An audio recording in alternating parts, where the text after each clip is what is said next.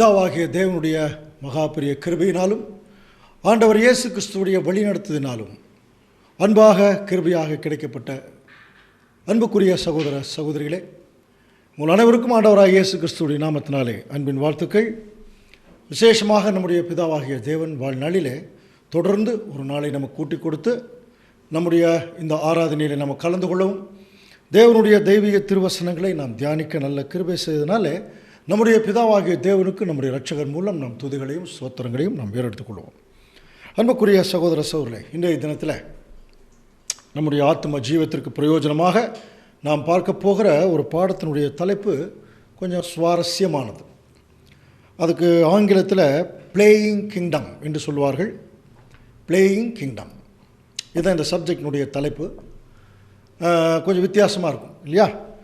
இந்த சப்ஜெக்டை எழுதினது யாருன்னு பார்த்தீங்கன்னா, நம்முடைய பைபிள் ஸ்டூடெண்ட்டில் ஒரு மூத்த சகோதரர் பெஞ்சமின் பார்டன் என்று சொல்லக்கூடிய ஒரு மூத்த சகோதரர் ஒரு கொஞ்சம் சப்ஜெக்ட் எழுதி அவர் பில்கிரிம் எக்கோஸ்னு ஒரு தொகுப்பே இருக்குது. அவர் எழுதின பாடங்கள் ரொம்ப இன்ட்ரெஸ்டிங்காக, முக்கியமான சில பாயிண்ட்ஸ் எல்லாம் ரொம்ப அழகாக ஆவிக்குரிய வளர்ச்சிக்கு அவர் எழுதின அந்த சப்ஜெக்டில் நிறைய நமக்கு ஆவிக்குரிய வளர்ச்சிக்குரிய சாரம்சங்கள் நிறைந்திருக்கு.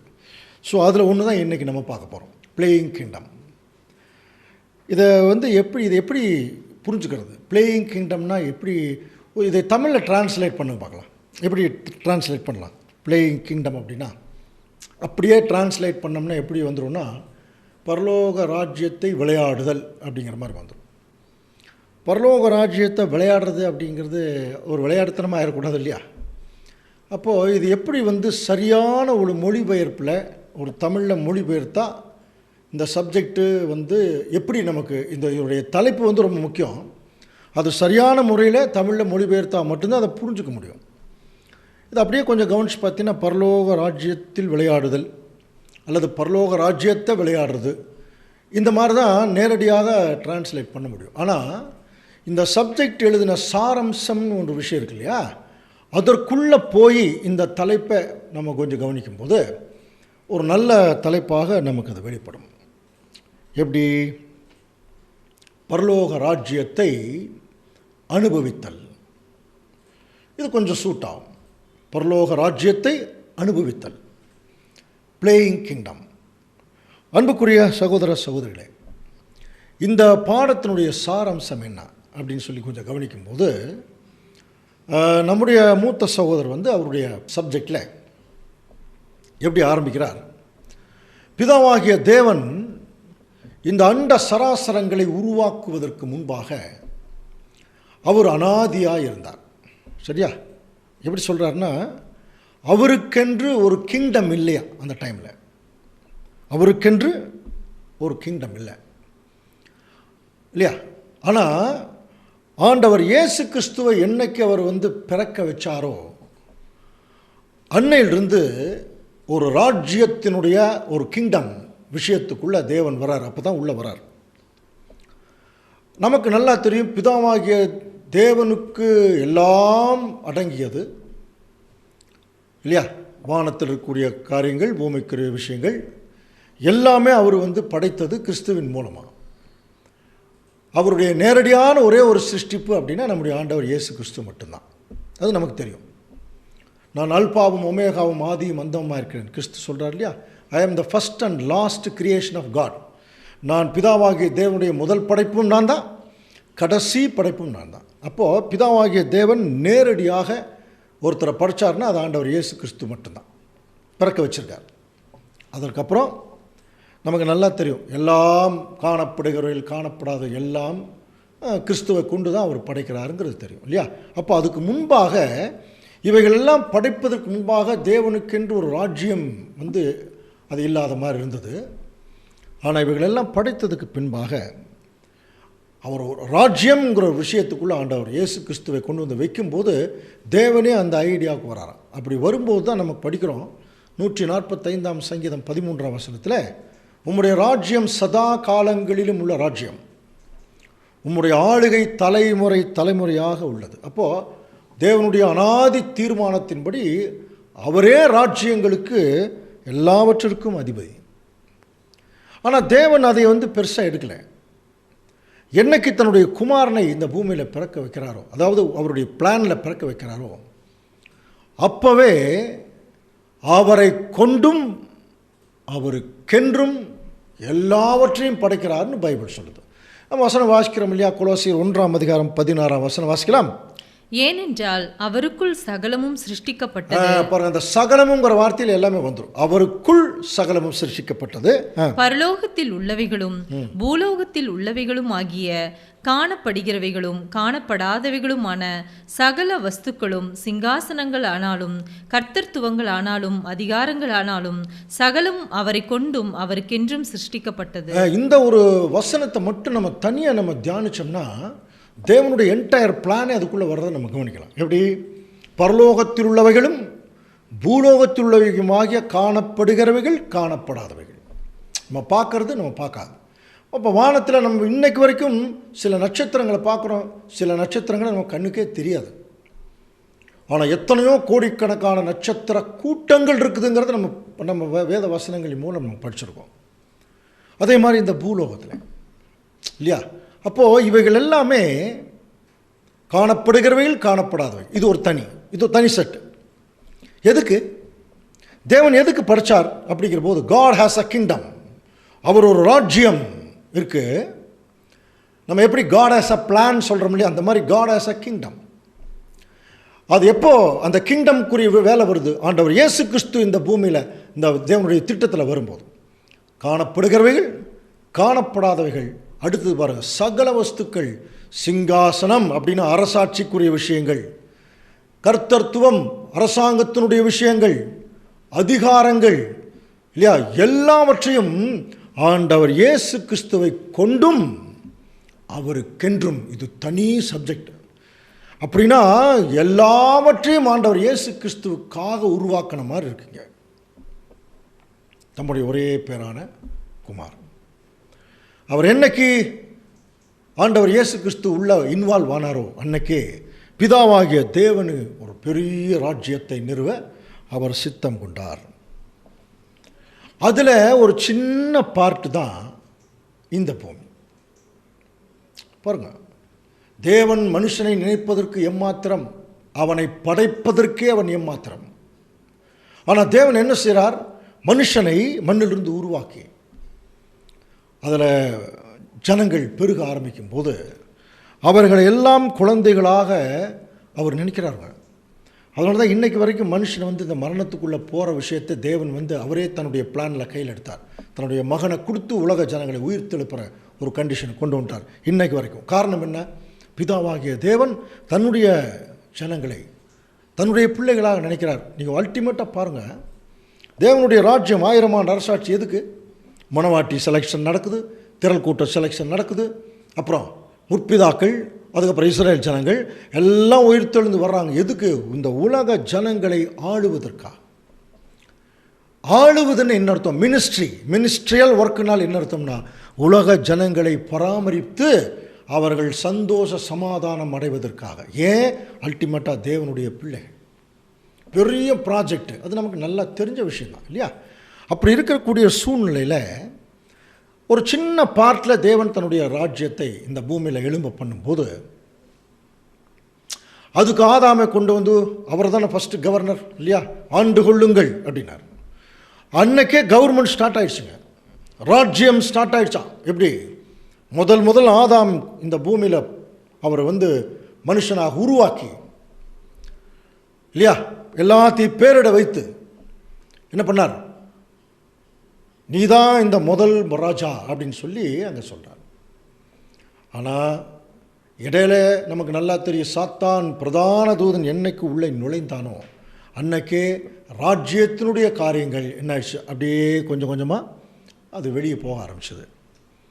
தேவன் அதை அனுமதித்தார். அதை அனுமதித்தார். காரணம் என்ன? அவருடைய மைண்டில் ஒரு பர்பஸ் இருக்குது. நமக்கு நல்லா தெரியும் அன்புக்குரிய சகோதர சகோதரிகளே. அவர் ஏற்கனவே இந்த டெஸ்ட் வைக்கும்போது சொல்லிட்டார், நன்மை தீமை.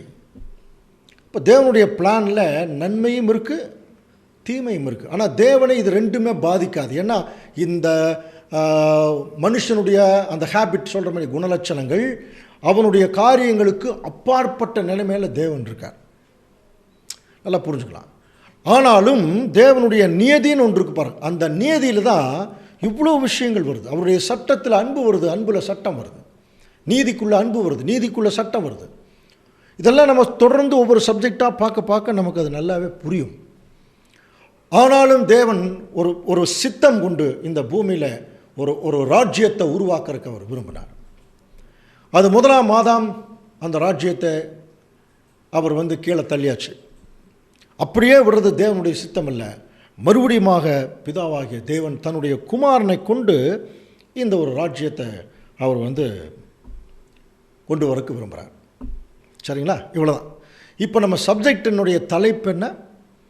பிளேயிங் கிங்டம், பரலோக ராஜ்யத்தை அனுபவித்தல். எப்படி இந்த பூமியில் நம்ம ஒரு புது சிருஷ்டிகளாக இன்றைக்கு நம்ம வாழ்ந்து கொண்டிருக்கிறோம். அழைக்கப்பட்டவர்கள், தெரிந்து கொள்ளப்பட்டவர்கள், உண்மை உள்ளவர்கள், அப்படியே போயிட்டுருக்கு, நம்முடைய லைஃப் போயிட்டுருக்கு. அப்போது தேவன் என்ன விரும்புகிறார் அப்படின்னா, அதாவது அவருடைய பிள்ளைகள், பரலோகத்துக்கு வரப்போகிறவர்கள் பரலோகத்தில் எப்படி இருக்க போகிறார்களோ அதை எங்கே செஞ்சு காமிக்கணும்னா இந்த பூமியிலேயே செஞ்சு காமிக்கணும். டெஸ்ட். அதனால தான் இந்த சப்ஜெக்ட்டுக்கு பிளேயிங் கிங்டம். அப்போ பிளேயிங் அப்படிங்கிற ஒரு வார்த்தை வந்தாலே யார் தெரியுமா விளையாடுவார்கள்?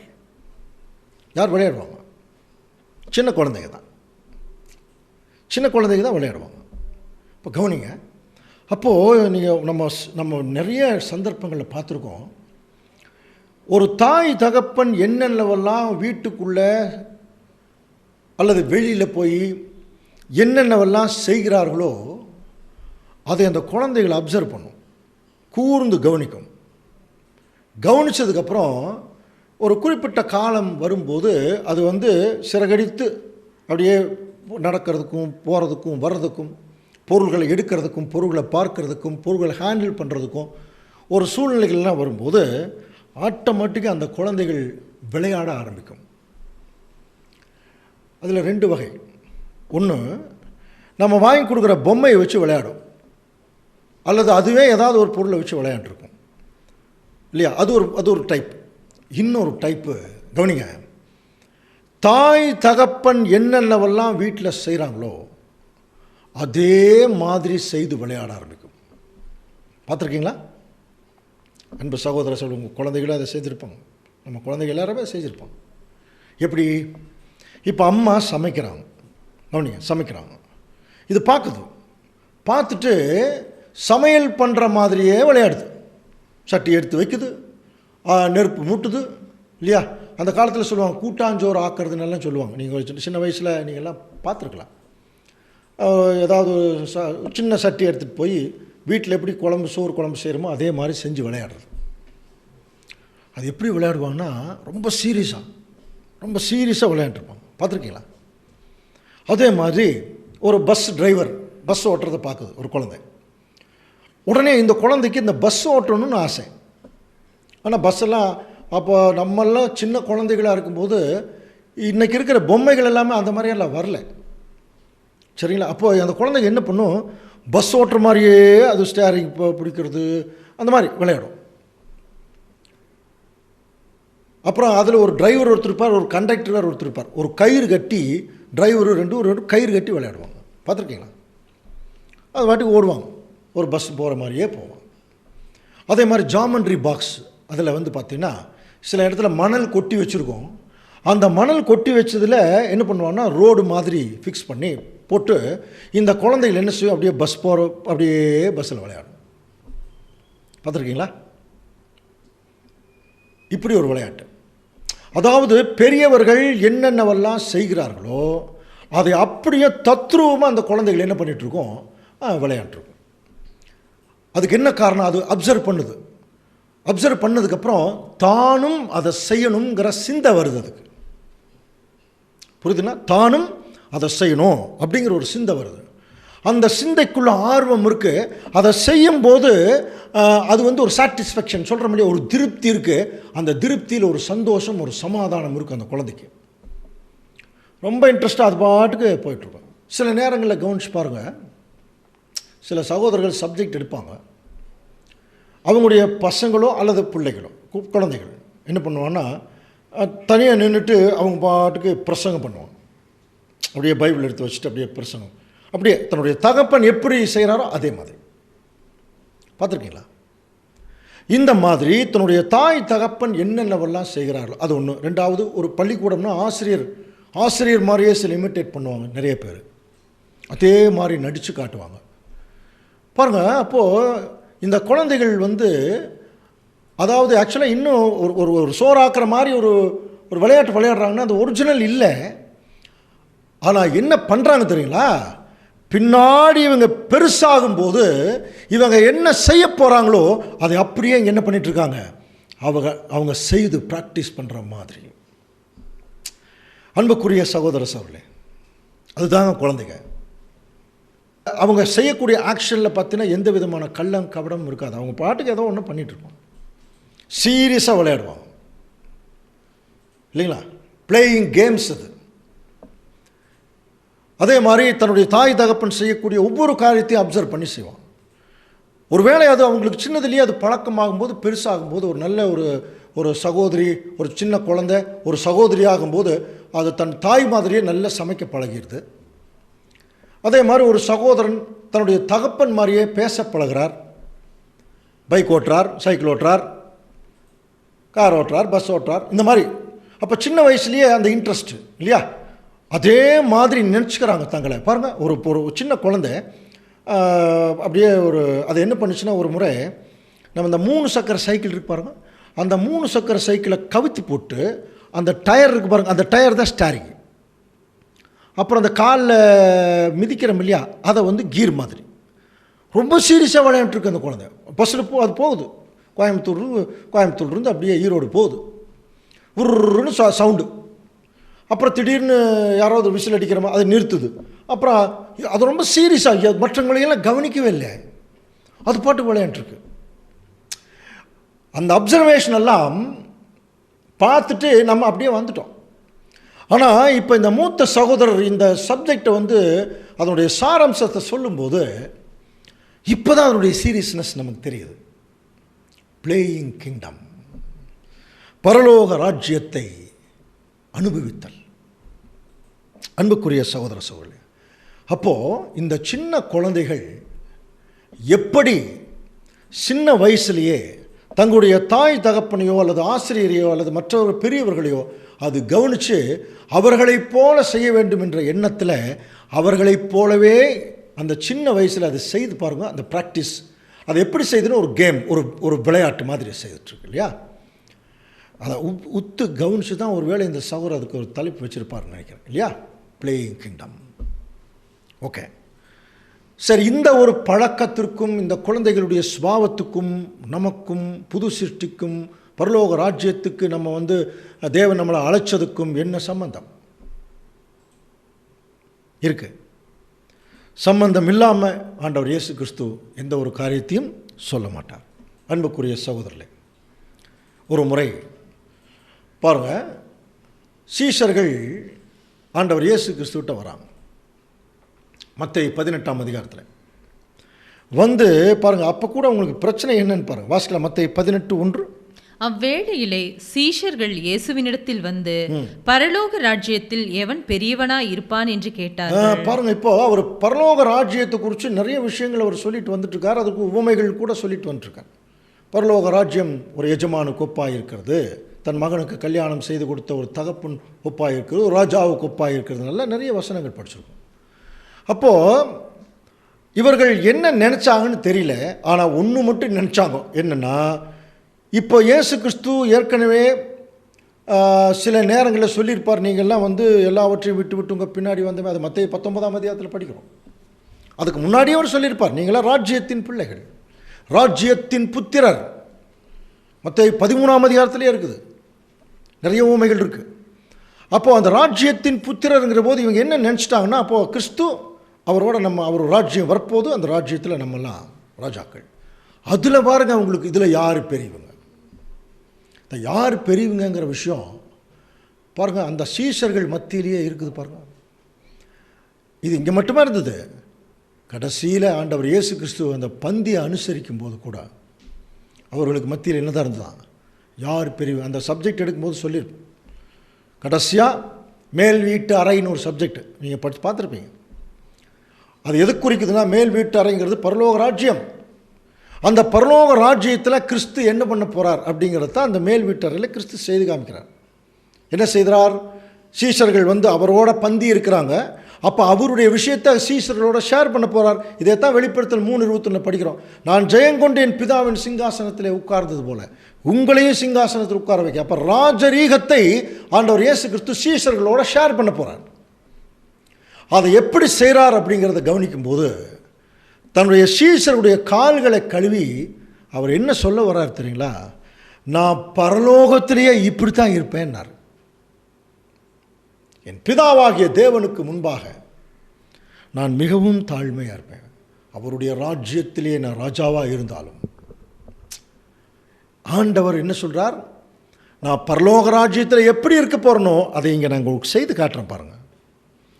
தன்னுடைய சீஷர்களுக்கு தலை வணங்கி என்ன பண்ணுறாருன்னா அவங்களுடைய கால்களை கழுவுறார். ஆனால் இவங்க என்ன சொல்கிறாங்க பாருங்கள், நாங்கள் பரலோகத்துக்கே போனாலும் இப்படித்தான் இருப்போம்னு சொன்னாங்களே. எப்படி? யார் பெரியவன்? அவங்களுக்குள்ளேயே பாருங்கள், யார் பெரியவன் யார் பெரியவன். அதுக்கிடையில் யோவான் யாக்கோபுடைய அம்மா வேற என்னுடைய பசங்க 2 பேர்த்து உங்கள் 2 பக்கம் நிறுத்திங்கன்னு சொல்லி அதுலேயே சீஷர்களுக்கு கொஞ்சம் பேர் கோபம் வந்தது. அதெல்லாம் படிச்சிருக்கோம் இல்லையா? அப்போது இவர்களுக்குள்ள கிறிஸ்துவுடனே போய் கொண்டிருத்தார்களே ஒழிய, அந்த வசனங்களை கேட்டாங்களே ஒழிய, அந்த உவமைகளை பார்த்தார்களே ஒழிய, கிறிஸ்துவுடைய கேரக்டர் இவங்களுக்குள்ள அதிகமாக வளரல அந்த டைமில் இல்லையா? அப்புறம் பரிசுத்தாவி கிடச்சதுக்கப்புறம் அவங்க எல்லாம் நல்லா வந்துட்டாங்க. ஆனால் இந்த டைமில் அவங்களுக்கு அப்படி ஒரு யார் பெரியவன் அப்படிங்கிற ஒரு பிரச்சனை. உடனே ஆண்டவர் இயேசு கிறிஸ்து பாருங்கள் என்ன செய்கிறார்? மத்தேயு 18:2 வாசிக்கலாம். இயேசு ஒரு பிள்ளையை தம்மிடத்தில் அழைத்து அதை அவர்கள் நடுவே நிறுத்தி, பாருங்க எப்படி ஒரு சின்ன குழந்தைய கூப்பிட்டு அவங்க மத்தியில் நிறுத்துறாரு குழந்தை. அப்போ அந்த குழந்தை கூப்பிட்டோன்னே என்ன பண்ணிச்சு? வந்திருக்கும் இல்லையா? அங்கே நிற்குது. என்ன சொல்கிறார் பாருங்க, 3ஆம் வசனம். நீங்கள் மனம் திரும்பி பிள்ளைகளைப் போல் ஆகாவிட்டால் பரலோக ராஜ்யத்தில் பிரவேசிக்க மாட்டீர்கள் என்று மெய்யாகவே உங்களுக்கு சொல்லுகிறேன். பாருங்க என்ன சொல்றாரு, மனம் திரும்பி. அப்போ முதல்ல இந்த வார்த்தை நமக்கு ரொம்ப முக்கியம். அப்போ சீஷர்கள் என் பின்னாடி வாங்கன்னு சொன்ன வந்துட்டாங்க. வந்தவங்க பின்னாடியே போயிட்டு இருக்காங்க. அவர் சொல்றதை கேட்டிருக்காங்க. ஆனால் அந்த மனநிலையில் பாருங்க, மனம் திரும்புதல் இல்லை. இன்னைக்கும் அதே மாதிரி தான். கவனிக்கிறீங்களா? தேவனுடைய பிள்ளைகள் மனம், இப்போ நம்மளை பார்த்து மனம் திரும்புன்னு சொன்னால் அது கரெக்டாக இருக்குமா? நம்ம ஏற்கனவே மனம் திரும்பி தானே வந்திருக்கோம்னு சொல்லுவோம். ஆனால் பைபிள் சொல்லுது இல்லை, சத்தியத்திற்கு நம்ம திரும்பி இருக்கிறோம். இன்னும் சில மனசை நம்ம இன்னும் திருப்பலையா. அதனால தான் சொல்கிறேன், நீங்கள் மனம் திரும்பி பிள்ளைகள் குழந்தைகள் மாற ஆகலைன்னா நீங்கள் தேவனுடைய ராஜ்யத்திற்குள்ளே, இன்னும் சொல்ல போனால் பரலோக ராஜ்யத்திற்குள் பிரவேசிக்க மாட்டீர்கள். நம்மளை கூப்பிட்டதே பரலோக ராஜ்யத்துக்கு தானே. அப்படி பரலோக ராஜ்யத்துக்கு கூப்பிடும் போதே சொல்லிட்டார், இந்த குழந்தை மாதிரி நீங்கள் மாறலைன்னா நீங்கள் பரலோக ராஜ்யத்துக்கு போக முடியாது. இப்போ நமக்கு ஒரு கன்ஃபியூஸ் வரும், குழந்தை மாதிரி மாறுறதா? அப்போ நம்ம எபேசியருக்கு எழுதின நிருபம், நாம் இனி குழந்தைகளாயிராமல் மனுஷருடைய சூதும் வஞ்சிக்கிறதுக்கு ஏதுவான தந்திரமான பல வகையான போதனைகளிலே சிக்காம அன்புடன் சத்தியத்தை கை கொண்டு தலையாகிய கிறிஸ்துவுக்குள்ள எல்லாவற்றிலேயும் வளரணும். தான் பவுல் எழுதுறார். இங்கே இயேசு கிறிஸ்து என்ன சொல்றார்? நீ குழந்தைகளா மாறினால் ஒழிய நீ பரலோக ராஜ்யத்துக்கு போக முடியாது. பவுல் என்ன சொல்றார்? நீ வளர்ந்தா தான் போக முடியுங்கிறார். இப்போ குழந்தைகளா மாறுறதா இல்லை வளர்றதா? இது ஒரு கன்ஃபியூஸ் வரும் இல்லையா? இதுக்கு கடைசியாக ஒரு முடிவு நமக்கு கிடைக்கும். அதுலேயே கவனிச்சு பார்த்தீங்கன்னா எந்த அளவுக்கு வளரணும் பாருங்கள். அதே எபேசியர் 4ஆம் அதிகாரம் 11ஆம் வசனம் வாசிக்கலாம். மேலும் நாம் அனைவரும் தேவனுடைய குமாரனை பற்றும் விசுவாசத்திலும் அறிவிலும் ஒருமைப்பட்டவர்களாகி கிறிஸ்துவினுடைய நிறைவான வளர்ச்சியின் அளவுக்கு தக்கதாக பூரண புருஷராகும் வரைக்கும் பாருங்க, கிறிஸ்துவுடைய நிறைவான வளர்ச்சி வரைக்கும் நீங்க வளரணுங்கிறார், விசுவாசத்திலும் அறிவிலும். அப்போ கிறிஸ்துவுடைய ஃபுல் மெச்சூரிட்டி டைம் எப்போ அப்படிங்கிறத எங்கே கவனிக்கலாம்? ஆண்டவர் இயேசு கிறிஸ்துடைய அந்த மரணத்துக்கு முன்னாடி இருந்தார் பாருங்க, 24 hours, கடைசி 24 மணி நேரம். தன்னுடைய முழு மெச்சூரிட்டி பக்குவத்தையும் ஆண்டவர் இயேசு கிறிஸ்து காட்டினார் அந்த ஜனங்கள் மத்தியில். பாருங்க, காட்டினார். எப்படி தெரியுமா? அந்த நேரத்தில் தன்னுடைய பிதாவாகிய தேவனுக்கு ஆண்டவர் இயேசு கிறிஸ்து ஒரு குழந்தையாக மாறி காட்டினாரா? எப்படி தெரியுமா? நீங்கள் யோசனை பண்ணி பாருங்கள். ஒரு சின்ன குழந்தை அப்படியே நடந்து வருது. சில நேரத்தில் ஒரே ஒரு மோசமான தகப்பன் ஒருத்தர் வந்து ஒரு அடி அடித்து கீழே தள்ளிட்டார்னா அந்த குழந்தை என்ன பண்ணும்? ஒரே அடி அடிச்சோன்னு அந்த குழந்தை அப்படியே படுத்துரும். அதனால் எந்திரிக்கவே முடியாது. அந்த மாதிரி ஆண்டவர் இயேசு கிறிஸ்து தன்னுடைய பிதாவாகிய தேவனுக்கு தன்னை ஒப்பு கொடுத்தார். அப்படின்னா இந்த குழந்தைகள் பற்றி கவனிக்க சொல்கிற, நீ குழந்தை மாதிரி மாறுன்னு சொல்கிறாரே, அப்படின்னா நம்ம இப்போ என்ன பண்ணணும்? அப்போ அந்த குழந்தைகள் தானே விளையாடுது. பெரியவங்களானால் என்ன செய்ய போகிறாங்களோ அதை சின்னதுலேயே விளையாடுது. அப்போது நம்முடைய அல்டிமேட், நம்முடைய ஃப்யூச்சர் என்ன? பரலோக ராஜ்யத்தில் தேவனோட கிறிஸ்துவோடையும் நம்ம இருக்க போகிறோம். நம்முடைய ஃப்யூச்சர் அதுதான். அது புரியுதா? நம்முடைய ஃப்யூச்சர் அதுதான்னா அங்கே என்ன செய்ய போகிறோமோ அதை இங்கே என்ன செய்யணும்? செஞ்சு காட்டணும். அந்த சின்ன குழந்தைகளைப் போல. பெருசாக அந்த குழந்தை ஒரு பார்த்தீங்கன்னா ஒரு சகோதரியாகி பெருசாகி இது சமையல் பண்ணும். அது இப்போவே ப்ராக்டிஸ் பண்ணுது. அப்போ அந்த மாதிரி பரலோக ராஜ்யத்தில் நம்ம போய் எப்படி இருக்க போகிறோமோ அதை இங்கே விளையாடுங்க. அதுதான் அவர் சொல்கிறார் மூத்த சகோதரன். இப்போ நம்ம என்ன பண்ணலாம்? பரலோக ராஜ்யத்தில் போனால் நம்ம எப்படி இருப்போமோ அதை இங்கே ப்ராக்டிஸ் பண்ணலாம், விளையாடலாம். அப்போ யார் மாதிரி? குழந்தைகள் மாதிரி. அப்போ ஒரு குழந்தைகளை ஏன் வந்து ஆண்டவர் இயேசு கிறிஸ்து இந்த குழந்தை மாதிரி நீ மாறலைன்னா பரலோக ராஜ்யத்துக்குள்ளே போக முடியாதுன்னு சொன்னால், அப்போ ஏதோ குழந்தைகள்கிட்ட நம்ம கற்றுக்கொள்ள வேண்டியது இருக்குது. நார்மலாகவே பார்த்தீங்கன்னா பெற்றோர்கள்கிட்ட தான் குழந்தைகள் கற்றுக்கும். அதுதானே நார்மல். இங்கே இயேசு கிறிஸ்து என்ன சொல்கிறார்? இல்லை குழந்தைகிட்ட நீ கற்றுங்கிறார். அப்போ குழந்தைகள்கிட்ட இருக்கக்கூடிய அந்த கேரக்டர் நமக்கு தெரியணும். ஃபஸ்ட்டு கேரக்டர் என்ன தெரியுங்களா? கவனிங்க. ஒரு சின்ன குழந்தைய ஆண்டவர் கூப்பிட்டுன்னு வந்துருச்சு பாருங்க. கட்டாயமாக வந்திருக்கும். அதை நடுவில் நிற்க எல்லாத்துக்கு முன்னாடி நிற்க வைக்கிறார் பாருங்க. இந்த குழந்தை மாதிரி அப்படின்னா அந்த குழந்தைய மேற்கோள் காட்டி ஆண்டவர் பேசுகிறாருன்னா அந்த குழந்தை என்ன பண்ணியிருக்கணும்? கட்டாயமாக அவர் சொல்கிறத கேட்டு அங்கே வந்திருக்கணும். சிறிது நேரம் அவர் சொல்கிறதுக்கு கீழ்ப்படிஞ்சிருக்கணும் இல்லையா? அந்த கீழ்ப்படுதலுக்கு பேர் தான் தாழ்மை. அந்த கீழ்ப்படுதலுக்கு பேர் தான் என்ன? தாழ்மை. அப்போ குழந்தைகளுக்கு நேச்சுரலாகவே ஒரு குறிப்பிட்ட காலம் வளருகிற வரைக்கும் அந்த குழந்தைகளுக்கு கட்டாயமாக இருக்கிற குணம் என்னென்னா ஒரு தாழ்மை. சரி, அது என்ன நீங்கள் ஒரு சைக்காலஜிக்கலாக சொல்கிறீங்களா இல்லை வேத வசனம் சொல்லுதா என்று சொல்லி நம்ம சிந்திக்கும்போது பாருங்கள், மத்தேயு 18ஆம் அதிகாரம் 4ஆம் வசனம் வாசிக்கலாம். ஆகையால் இந்த பிள்ளையைப் போல தன்னை தாழ்த்துகிறவன் எவனோ அவனே பரலோக ராஜ்யத்தில் பெரியவனாக. அந்த பிள்ளையைப் போல தன்னை தாழ்த்துகிறவன் எவனோ அவன் தான் பரலோக ராஜ்யத்தில். அப்போது அந்த குழந்தை தன்னை தாழ்த்தி இருக்குதுங்கிறத எப்படி கண்டுபிடிக்கலாம்? கூப்பிட்டோன்னா வந்தது, நிற்க சொன்னோன்னு நிற்குது.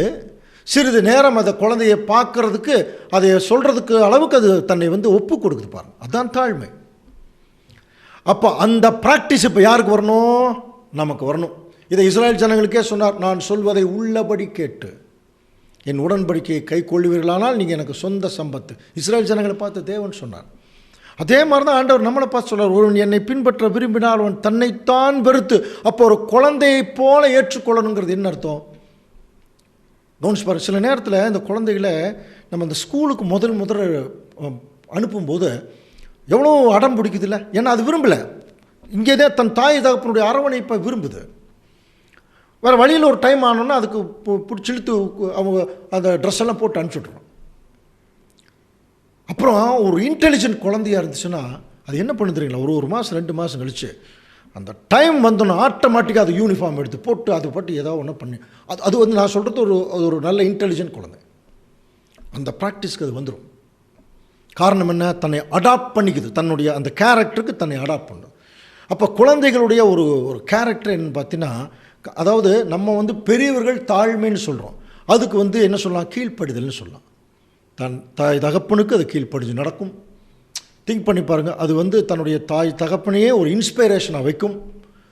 அப்புறம் எதற்கெடுத்தாலும் தன்னுடைய தாய் தகப்பனையே அண்டி இருக்கக்கூடிய ஒரு லைஃப். குழந்தைகள் இப்போ நமக்கு அந்த ப்ராக்டிஸ் தான் கொடுக்க சொல்கிறார். அப்போ தேவனுடைய பிள்ளைகள் நமக்கு தாயும் தகப்பனை போல இருக்கிறது நம்முடைய பிதாவாகிய தேவனும் ஆண்டவர் இயேசு கிறிஸ்துவும். அப்போது ஒரு குழந்தை எப்படி தன்னுடைய தாய் தகப்பன் சொல்ல கேட்டு தாய் தகப்பனை அண்டி இருக்கிறதோ, அது சொல்கிறத கேட்குதோ. சில நேரத்தில் பாருங்கள், மற்றவர்கள் ஏதாவது ஒரு பொருள் கொடுத்தா கூட குழந்தைங்க வாங்காது. கவனிச்சிருக்கீங்களா? வெளியில் இப்போ நம்ம சொந்தக்காரெலாம் வர்றாங்க, நம்ம குழந்தைகள் உட்காந்துருக்குன்னு வச்சுங்க. சில நேரத்தில் வந்து எதாவது கொடுப்பாங்க. அந்த குழந்தை என்ன பண்ணு தெரியுங்களா? நீங்கள் பார்த்துருப்பீங்க, தன்னுடைய அப்பாவையோ அல்லது அம்மாவையோ பார்க்கும். அவங்க வாங்கிக்கன்னு சொன்னால் தான் வாங்கிக்கும். சில குழந்தைகள் பிடிக்கும், அது வந்து கீழ்ப்படியாத குழந்தைகள், அதுக்கு நமக்கு சம்மந்தம் இல்லை. நான் பேசிகிட்டு இருக்கிறது முழுவதும் ஒரு நல்லா கீழ்ப்படுகிற ஒரு குழந்தை தன் தாய் தகப்பனை பார்க்கும். இப்போ கவனிச்சு பாருங்க, அப்போ நம்ம வாழ்க்கையில் இந்த குழந்தைகளைப் போல ஏதாவது ஒன்று உலக பிரகாரமாக நம்ம எடுத்துக்கிறதுக்கு ட்ரை பண்ணும்போது நம்ம தாய் தகப்பனை பார்க்குறோமா, இதை எடுத்துக்கிறதா வேண்டாமா, இதை செய்யலாமா வேண்டாமா, நேராக தேவனை நோக்கி பார்த்துருக்குறோமா? நம்ம என்ன பண்ணுவோம் தெரியுங்களா? தேவனுக்கு பிரியமாக நடக்கிறத விட மனுஷனுக்கு பிரியமாக நடக்கிறதுல ரொம்ப பிரியப்படுவோம் இல்லையா? ரொம்ப பிரியப்படுவோம். இது இந்த பத்திரிகையில் ஒரு பேர் போட்டால் அவர் ரொம்ப சந்தோஷப்படுவார். அந்த மாதிரி இதை வந்து செய்தால் அவர் சந்தோஷப்படுவார். ஆனால் இது தேவனுக்கு பிரியமில்லைங்கிற போது தேவன் இதை விரும்ப மாட்டார் அப்படிங்கிற சிந்தனை வருதா இல்லையா? அப்போது அந்த குழந்தைகளுக்கு இருக்கிற தாழ்மை அதுதான், தன்னுடைய தாய் தகப்பனை அண்டி இருக்கிற வாழ்க்கை. ஏதாவது பிரச்சனை டக்குன்னு போய் ஒட்டிக்கும் இல்லையா? அப்போ அந்த மாதிரி மனம் திரும்பி, அப்போ இப்போ நமக்கு வந்து சத்தியத்துக்குள்ளே வந்துட்டோம். அநேக சந்தர்ப்பங்களில் நம்ம உலக பிரகாரமாக போகும்போதும் சில முடிவுகள் எடுக்கும்போதும் நாம் தாய் தகப்பனை அண்டி இருக்கிறோமா அப்படின்னா இல்லை. அண்டி இருந்தால் மனம் திரும்பி இருக்கணும்னு அர்த்தம். தாய் தகப்பனை மதிக்காமல் விட்டுட்டோம்னா நம்ம இன்னும் மனம் திரும்பலை. அப்போ இந்த வசனம் நமக்கு தான், நீங்கள் மனம் திரும்பி குழந்தைகளைப் போல மாறாவிட்டால் நீங்கள் வந்து பரலோக ராஜ்யத்தில் பிரவேசிக்க முடியாது. அப்போது அந்த குழந்தைகள் தன்னுடைய பெருசாகும்போது தன் தகப்பன் தாய் என்னென்னவெல்லாம் செய்கிறாங்களோ அதை என்ன பண்ணுது, இங்கேயே உட்காந்து அதை ப்ராக்டிஸ் பண்ணுது இல்லையா? அந்த மாதிரி பரலோகத்தில் நம்ம எப்படி இருக்க போகிறோம்? நீ யோசனை பண்ணி பாருங்கள். 144,000 பேர் இப்போ பரலோகத்துக்கு போயிட்டாங்க. ஒரு பெரிய சிங்காசனம் நம்ம புரிஞ்சுக்கிருக்கா, தேவன் இருக்கார், கிறிஸ்து இருக்கார். அப்புறம் 144,000 பேர். இப்போ தேவன் சொல்கிறார் 144,000 பேர் பார்த்துட்டு, என்னப்பா வந்திருக்கீங்க, ஒன்றுமே பேச மாட்டேங்கிறீங்களே, ஏதாவது ஒன்று பேசுங்க. நம்ம என்ன பேசுவோம்? நீங்களே சொல்லுங்கள், என்ன பேசுவோம்? ஒரு உண்மையான தேவனுடைய பிள்ளைகள் எப்படி இருப்பாங்கன்னா, அப்பா இங்கே வந்துட்டோம், நாங்கள் பேசுகிறதுக்கு ஒன்றும் இல்லை, நீங்கள் என்ன சொல்கிறீங்களோ அதை கேட்குறோம். அதுதாங்க குழந்தைகள். கிறிஸ்து பாருங்கள், இன்றைக்கு வரைக்கும் மரண பரியந்தம் இன்றைக்கு வரைக்கும் தேவருக்கு அவர் குழந்தை மாதிரி தான். அவர் வந்து கேட்டுத்தான் இருக்கார். படிச்சிருக்கோம் இல்லையா? ராஜ்யத்தை தேவனிடத்தில் கொடுத்து அவருக்கு கீழ்ப்பட்டிருப்பார்னு படிச்சிருக்கிறோம். அப்போது கிறிஸ்து தேவனுக்கு எப்படி இருக்கார் பாருங்கள், அதே மாதிரி அவருடைய சபையும். அப்போது ஒருவேளை நம்ம பேசுகிறதுக்கு ஒரு வாய்ப்பு கிடைக்கும் போது நம்ம என்ன தான் பேசுவோம் சொல்லுங்கள் பார்க்கலாம். தேவன் உட்காந்துருக்காரு, கிறிஸ்து உட்காந்துருக்கார். ஒருவேளை நம்ம லட்சத்தை தப்பி தவறி 144,000 பேர் ஆகிட்டோம், உட்காந்தாச்சு. இதில் என்ன பிரச்சனை இருக்குது பாருங்கள். நம்ம உலகத்தில் வாழ்ந்துட்டு இருக்கும்போதே இன்னொரு சகோதரரோடு நம்ம சண்டை போட்டிருப்போம். கவனிங்க, மனஸ்தாபமாக இருக்கும். அவரை பற்றி நாம் தப்பாக சொல்லியிருப்போம், என்னை பற்றி அவர் தப்பாக சொல்லியிருப்பார், அவர்கிட்ட சண்டை போட்டிருப்போம். இப்போ என்ன ஆகிப்போச்சு, தப்பி தவறி போய் மேலே உட்காந்தாச்சு. இப்போ என்ன பேசுவோம் எல்லோரும்? அந்த இமேஜினேஷன் வரணும். தேவன் மேலே பார்க்குறார், நம்மளை படைச்சதே தேவன் நமக்கு செய்த புண்ணியம். இந்த சத்தியத்தை தேவன் கொடுத்துருக்காருன்னா எவ்வளவு கோடிக்கணக்கான ஒரு ஆசீர்வாதத்தில் தேவன் நம்மளை ஆசீர்வச்சிருக்கார். அப்போ என்ன பண்ணுவோம்? அப்படியே தேவனுக்கு சரண்டர் ஆகி, காண்கிற சகோதரனிடத்தில் அன்பு கூறாதவன் காணாத தேவனிடத்தில் எப்படி அன்பு கூறுவான்? என்ன பண்ணும்? அப்பா இவரை நீங்கள் கொடுத்தீங்க, உங்களுக்காகவே இவரை நான் நேசிக்கிறேன்.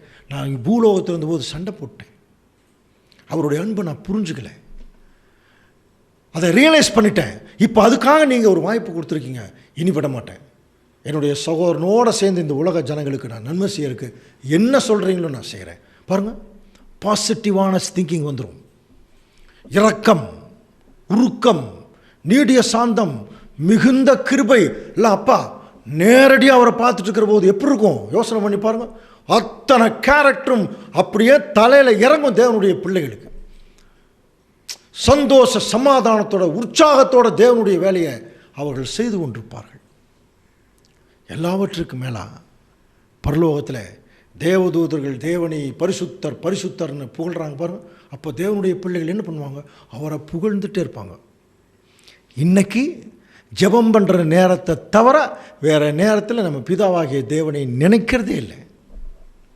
எப்படி பரலோக ராஜ்யத்துக்கு போக முடியும்? அதை தாங்க இப்போ சொல்கிறார், அங்கே எப்படி இருக்க போகிறீங்களோ அங்கே அதே மாதிரி இங்கே இருங்க. இதையே நமக்கு வேறு மாதிரி தேவன் சொல்கிறார். சகோதரர் ஒருமித்து வாசம் பண்ணுகிறது அது எவ்வளவு நன்மையும் இன்பமானது. படிச்சிருக்கோம் இல்லையா? அது காரணம் வேறு ஒன்றும் இல்லைங்க. சகோதரர்களுக்கெல்லாம் ஒரு அப்பா இருக்கார். நம்ம யார் நாமத்தில் கூடுறோம்? ஒரு இடத்துல கூடுறோமா? யாருடைய நாமத்தில்? பிதாவாகிய தேவனுடைய நாமத்தில். நம்முடைய அப்பாவுடைய ஒரு ஃபேமிலி நம்மலாம். நம்முடைய மூத்த அண்ணன் நம்மளை வழிநடத்துகிறார். அன்பே உருவானவர்கள் இல்லையா? பண்பில் சிறந்தவர்கள். இப்போ நம்ம அதே மாதிரி தானே இப்போ ப்ராக்டிஸ் பண்ணோம். விளையாடுங்க, வாங்க எல்லாரும் சபை கூடுதலுக்குள்ளே வருவோம். ஒருத்தருக்கு ஒருத்தர் இரக்கம் காட்டுவோம், ஒருத்தருக்கு ஒருத்தர் அன்பு செலுத்துவோம்.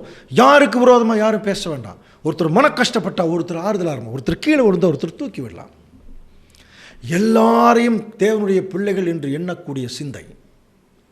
144,000 பேர் தேவனுடைய பார்வையில் பாருங்கள், இவங்க எப்படி நினைக்கிறாங்க? யார் பெரியவங்க? மேலே போய் அப்படி சொல்ல முடியுமா யார் பெரியவங்கன்னு? சாத்தான் சொன்னான் ஆண்டவர் இயேசு கிறிஸ்துவை பார்த்து, இது எல்லா ராஜ்யங்களையும் நான் உனக்கு தரேன், என்னை வணங்கிட்டா போதும் அப்படின்னு. என்ன தெரியுமா? உன்னை நீ பெரிய ஆளாக இருக்கணும், என்ன நான் பெரிய ஆளாக இருக்கணும். ஈகோ. ஆண்டவர் என்ன சொன்னார்? படிச்சிருக்கோம் இல்லையா? நம்ம 2 பேர்த்துக்கு மேலே ஒருத்தர் இருக்கார், அவரையே நீ தொழுது கொள்வார். படிச்சோம் இல்லையா? அப்போ ஆண்டவர் இயேசு கிறிஸ்து சாத்தானுக்கே பாடம் நடத்தியிருக்காருங்க. எல்லாத்துக்கும் மேலே பிதாவாகிய தேவன் இருக்கார். அப்போ கூட சண்டை போடல பாருங்க, வசனத்தை காமிக்கிறாருங்க சாத்தானுக்கு. நம்ம சகோதரனுக்கே வசனத்தை காமிக்காமல் வெறும் மூஞ்சியை காமிக்கிறோம், முகத்தை காமிக்கிறோம். யார் என்ன கஷ்டத்தில் இருந்தாலும், யார் என்ன தவறில் இருந்தாலும் நம்ம எதை காட்டணும் தெரியுமா? நம்முடைய நல்ல குணத்தை காட்டணும். அதுக்கு பதிலாக ஒரு நல்ல வசனத்தை காட்டணும். பாருங்கள், இந்த வசனம் உங்களை மேலே வர சொல்லுது. இந்த வசனம் உங்களை இந்த பாவத்திலிருந்து வெளியே வர சொல்லுது. ஸோ அப்போ வசனங்கள் தேவனுக்குரியது. அப்போ தேவனையே காட்டுற மாதிரி, தேவனுடைய இரக்கத்தை காட்டுற மாதிரி இங்கே ப்ராக்டிஸ் பண்ணணும், இங்கே பண்ணணும், சபையில் பண்ணணும், வீட்டில் பண்ணணும், மற்ற எல்லா இடங்களையும் பண்ணணும். இங்கே பண்ணாமல் அங்கே போய் நீங்கள் பண்ண போகிறீங்க தேவன் கேட்குறார். அதுக்கு என்னாகணும்? நீங்கள் குழந்தைகளாக மாறணும், அந்த தாழ்மைக்குள்ளே வரணும், அந்த கீழ்ப்படுதலுக்குள்ளே வரணும். புரியுதுங்களா? அதுக்காக தான் தேவன் ஆண்டவர் இயேசு கிறிஸ்து சொல்கிறார், குழந்தைய நடுவில் நிறுத்தி சொல்கிறார் பாருங்க, டெமான்ஸ்ட்ரேஷன் பண்ணுறார். இந்த குழந்தை மாதிரி. அப்போ அந்த குழந்தை அந்த காட்டின அந்த கீழ்ப்படுதல் இல்லையா, அந்த ஒரு நல்ல ஒரு குணம், அதை பார்த்து சொல்கிறார். இதை பார்த்து நீங்கள் தெரிஞ்சுக்கிங்கட்டா. First character. செகண்ட் கேரக்டர் என்ன தெரியுமா? குழந்தைக்கு இருக்கிறது ஜெனுவினிட்டி சொல்லுவாங்க. உண்மை, பொய் பேசாது, உண்மையாக இருக்கும். இப்போ மறுபடியும் சொல்கிறேன் அன்புக்குரிய சகோதரரே, நம்ம பேசிகிட்டு இருக்கிற குழந்தைகள்ங்கிறது நல்ல குழந்தைகளை பற்றி பேசிகிட்டு இருக்கோம். அந்த நல்ல குழந்தை எப்பொழுதுமே அதுக்கு என்ன இருக்காது இல்லைங்களா? ஈவில் மோட்டிவ்ஸ் இருக்காதுங்க. ஈவில் மோட்டிவ்ஸ்னால் தெரியும் இல்லையா? தவறான சிந்தை. தப்பாக சொல்லி கொடுத்தா தப்பாக பண்ணும், அது தப்புன்னு கூட அந்த குழந்தைக்கு சில நேரத்தில் தெரியாது. ஆனால் சொல்லி கொடுக்குறது கரெக்டாக செய்யும். ஒன்றும் அடுத்தது பார்த்தீங்கன்னா, அந்த குழந்தைக்கென்று மைண்டில் எந்த விதமான தவறான சிந்தை இருக்காது. Second character. குழந்தைகள்னாலே நம்ம என்ன படிக்கிறோம்? கள்ளம் கபடம் இல்லாத. அழகாக ஒரு குழந்தைய தூக்கி நம்ம தோளில் போடும்போது அந்த குழந்தை நம்மளை பார்த்து சிரிக்கும் போதும் இல்லையா, நம்முடைய தலையில் தட்டும் போதும், அந்த குழந்தை பக்கத்தில் உட்கார்ந்து அது கொஞ்சம் போதும் ஒரு சந்தோஷம் இல்லையா?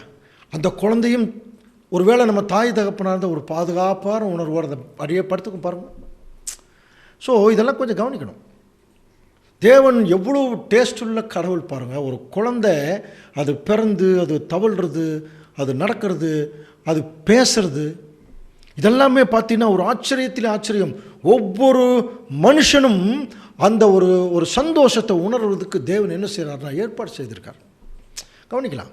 அப்போது அந்த குழந்தைகளுக்குள்ளே எந்த ஒரு ஈவில் மோட்டிவ்ஸ் இருக்காது இல்லையா? அப்போ நமக்கும் அதே மாதிரி தான். திருச்சபையின் பிள்ளைகளுக்குள்ள எந்த வகையான தவறான சிந்தைகளும் இருக்கக்கூடாது. மார்க் எழுதின சுவிசேஷம் 10ஆம் அதிகாரம் 15ஆம் வசனம் வாசிக்கலாம்.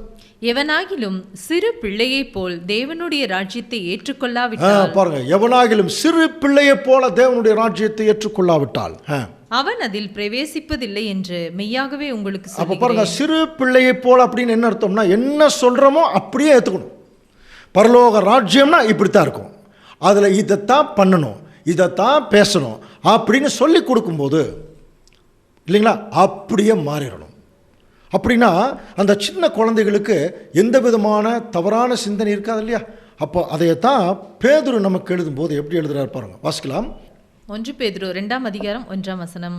இப்படி இருக்க கர்த்தர் தயவுள்ளவர் என்பதை நீங்கள் ருசி பார்த்ததுண்டா? எப்படி ஆரம்பிக்கிறார்? இதெல்லாம் பலமுறை படித்த வசனங்கள். கர்த்தர் தயவுள்ளவர் என்பதை நீங்கள் ருசி பார்த்ததுண்டானால், நீங்கள் கடவுள் உண்மையிலுமே அன்புள்ளவருங்கிறது, நீங்கள் தயவுள்ளவங்கிறத ருசி பார்த்தீங்கன்னா நீங்கள் என்ன பண்ணணும்? அடுத்த வசனம் பாருங்க. சகல துர்க்குணத்தையும் பாருங்க, சகல துர்க்குணம், சகலவித கபடத்தையும். கபடம்னா திரும்பி உள்ள ஒன்று வச்சு வெளியே ஒன்று பேசுறது, நடிக்கிறது. புரியுதுங்களா? நடிக்கிறது. சில நேரத்தில் தேவனுடைய பிள்ளைகள் எப்படி தெரியுங்களா இருக்கணும், கண்ணுக்கு நேராக பேசணும், யதார்த்தமான பார்வை இருக்கணும். கவனிக்கிறீங்களா? சில நேரத்தில் எவ்வளோ கொடுமையான சூழ்நிலைகள்லாம் அனுபவிச்சிருக்கோம் தெரியுங்களா. அதாவது நம்ம நல்ல சத்தியத்தில் வளரணும்னு நினைக்கிறோம், உண்மையாக இருக்கும்னு நினைக்கிறோம், அப்படியே சப்ஜெக்டில் ஒரு அன்போடு போயிட்டு இருக்கும்போது கவனிங்க, நம்ம யதார்த்தமாக ஒருத்தர்கிட்ட பேசிகிட்டு இருப்போம்.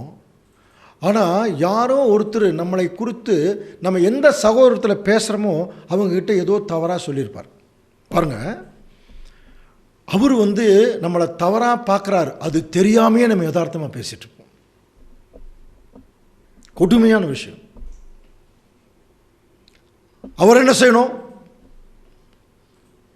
அந்த யதார்த்தமான பார்வை, யதார்த்தமான பேச்சில் என்ன செய்யணும்னா, ஒருவேளை தவறாக சொல்லியிருந்தால் அது என்னன்னு கேட்கணும், அதில் என்ன கஷ்டம்னு கேட்கணும், அதை சரி பண்ணுறதுக்கு என்ன வழி இல்லையா, அதெல்லாம் சொல்ல மாட்டாங்க. அப்படியே நம்மளை ஆங்கிலத்தில் சொல்லுவோம் சர்காஸ்டிக்னு ஒரு வார்த்தை, புரியுதுங்களா? அந்த மாதிரி இதெல்லாம் குழந்தைகளுக்கு இருக்காதுங்க. குழந்தைகளுக்கு அப்படியெல்லாம் இருக்காது. சில நேரத்தில் தன்னுடைய தாய் தகப்பன் தோளில் வச்சு கொஞ்சம் போது கோபம் வச்சுன்னா ஒரு அடி கூட அடிக்கும். அந்த அடியில் வன்முறை இருக்காது, சின்ன கோபம் இருக்கும். அந்த கோபம் ஒரு உரிமைக்குரிய கோபம் தான். அதே மாதிரி நம்ம கூட குழந்தைகள் எல்லாம் ஏதோ ஒரு சமயத்தில் கோபத்தில் 2 அடி அடிச்சிட்டா கூட உடனே அது எங்கே வெளியே ஓடிடுதா, அடுத்த நிமிஷம் வருது பாருங்க. அந்த மாதிரி தான் இருக்கிறது. ஆனால் பாருங்கள், பெரியவங்க கொஞ்சம் சண்டை வந்தால் பிரிஞ்சே போயிடுறாங்க, டைவர்ஸ் வரைக்கும் போகுது. சின்ன குழந்தைகள் அப்படி பண்ணுறதில்ல. அப்படி இருங்க, சின்ன குழந்தைகளை போல இருங்க. வளர்ந்து கெட்டவங்க தாங்க நிறைய பேர். வளர்ந்து கெட்டவங்கன்னு என்ன அர்த்தம்? சத்தியத்தில் இல்லை, மற்றது எல்லாத்துலேயும். இதில் இப்போ பாருங்கள், பேசணும் இல்லையா, சகல துர்க்குணம், சகலவித கபடம், வஞ்சகங்கள், பொறாமைகள், சகலவித புறங்கூறுதலையும் ஒழித்து விட்டு. இதெல்லாம் குழந்தைகளுக்கு இருக்காது. புறங்கூறுதல், பொறாமை, வஞ்சகம் இதெல்லாம் இருக்காது. இதெல்லாம் தேவனுடைய பிள்ளைகளுக்கு என்ன சொல்லப்போனால் அருவருக்க வேண்டிய கேரக்டருங்க. ஆனால் தப்பி தவறி நிறைய பேர் சபைக்குள்ளே ஒரு 2 பேர் 3 பேர்த்தினால அந்த சபையே கெட்டு போயிடுது. சில நேரத்தில் இந்த மாதிரி தவறா பொறாமை வஞ்சகம் எல்லாம் உள்ள நுழையும் போது இப்போ என்ன சொல்கிறார், அது எல்லாம் நீங்கள் பாருங்கள். அடுத்த வசனம் வாசிக்கலாம். நீங்கள் வளரும்படி புதிதாய் பிறந்த குழந்தைகளைப் போல திருவசனமாகிய கலங்கமில்லாத ஞானப்பாலின் மேல் வாஞ்சியாய் இருங்கள். அன்புக்குரிய சகோதர சொல்ல, அப்போ பாருங்க, இதையெல்லாம் ஒழித்து விட்டு நீங்கள் வளரும்படி அப்படின்னு என்ன அர்த்தம்? இதெல்லாம் நமக்குள்ளே இருந்துச்சுன்னா நம்ம இன்னும் வளரவே இல்லைன்னு அர்த்தம். அதான அர்த்தம். அதனால தான் இவைகளை ஒழித்து விட்டு. அப்போ என்ன செய்யணும்? நீங்கள் இதை சத்தியத்தில் வளரணும்னா முதல்ல இதை ஒழிக்கணும் இல்லையா? இந்த கேரக்டரில் நம்மளை விட்டு ஒழிக்கணும். அப்படி ஒழிச்சிட்டோம்னா நீங்கள் வளரும்படி புதிதாய் பிறந்த குழந்தைகளைப் போல. என்ன அருமையான எத்தனை முறை அந்த சப்ஜெக்ட் படிச்சிருக்கிறோம். ஒரு புதுசாக பிறந்த குழந்தை அது தன்னுடைய தாய்ப்பால் மட்டும்தாங்க அதுக்கு பெருசாக தெரியும். நமக்கு நல்லா தெரியும், உலகத்திலேயே எந்த விதமான கலப்படம் இல்லாத ஒரே ஒரு சுத்தமான உணவு தாய்ப்பால் மட்டும்தான். அது குழந்தைகளுக்கு பெரிய போஷாக்க கொடுக்கும் இல்லையா? அப்போ பாருங்கள், அந்த தாய்ப்பாலையே நோக்கிட்டு இருக்கிற குழந்தையைப் போல களங்கமில்லாத சத்தியத்தின் மேலே வாஞ்சியாக இருக்கணுமா?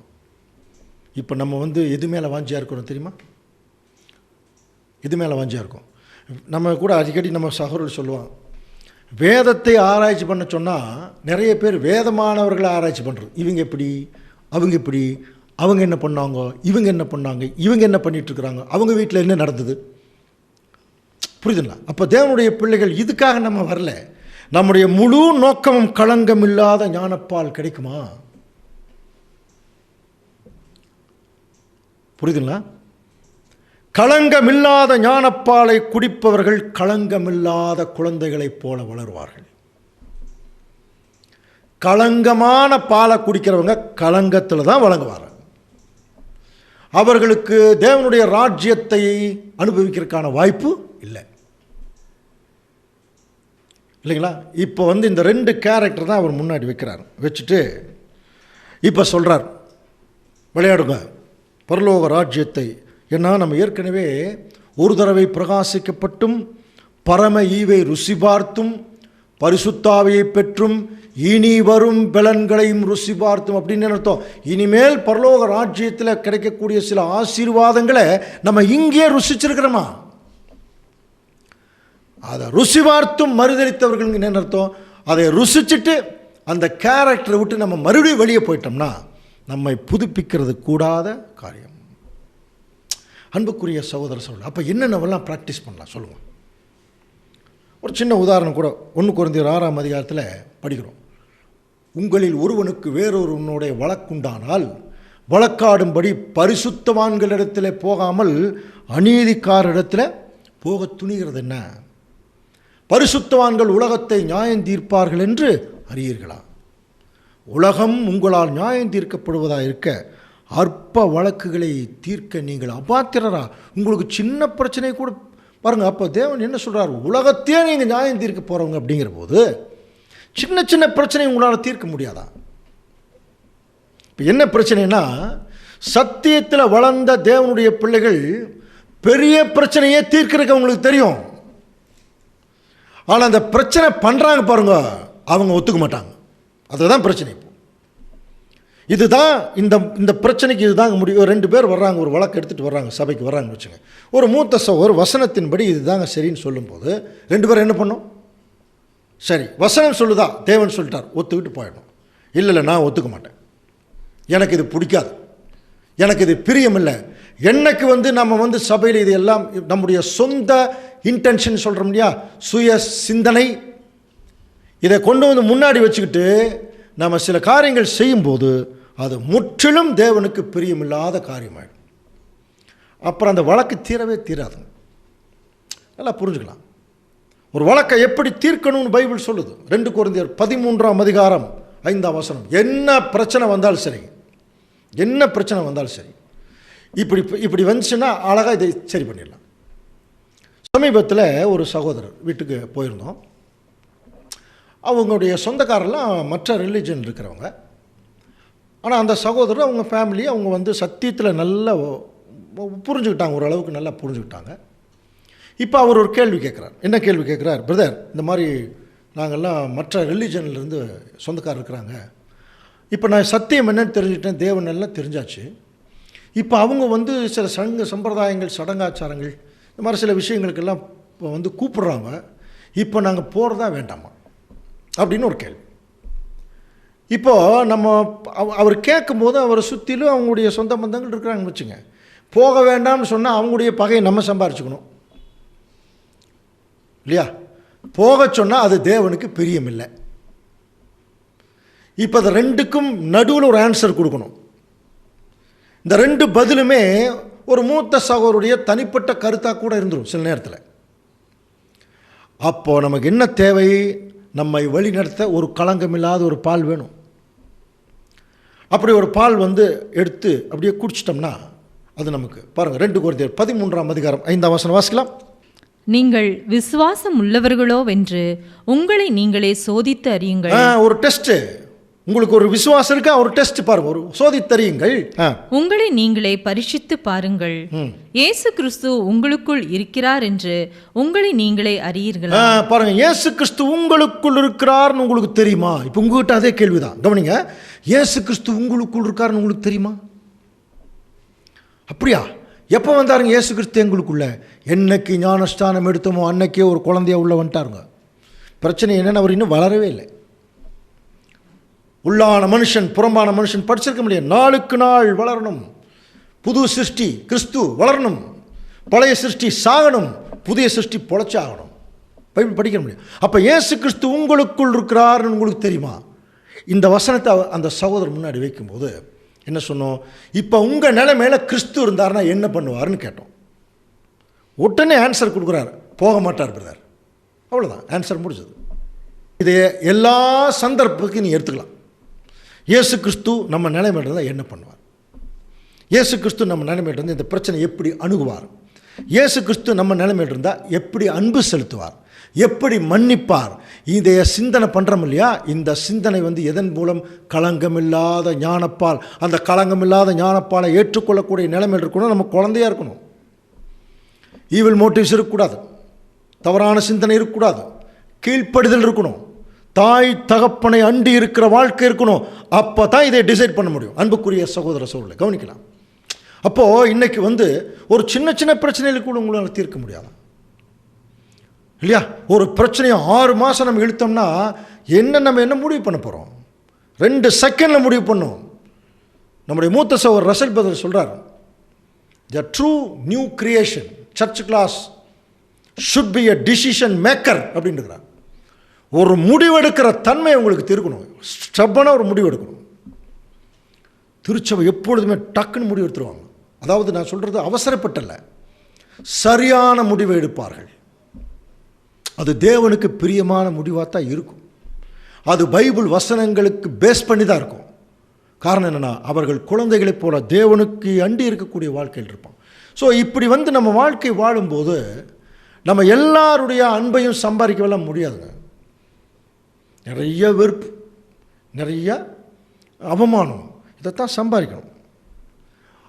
ஆனாலும் அப்போஸ்தலனாகிய பவுல் சொன்னதை நம்ம ஞாபகத்தில் வைக்கணும். ரோமர் 8:36 வாசிக்கலாம். கிறிஸ்துவின் அன்பை விட்டு நம்மை பிரிப்பவன் யார்? பார்த்தீங்களா?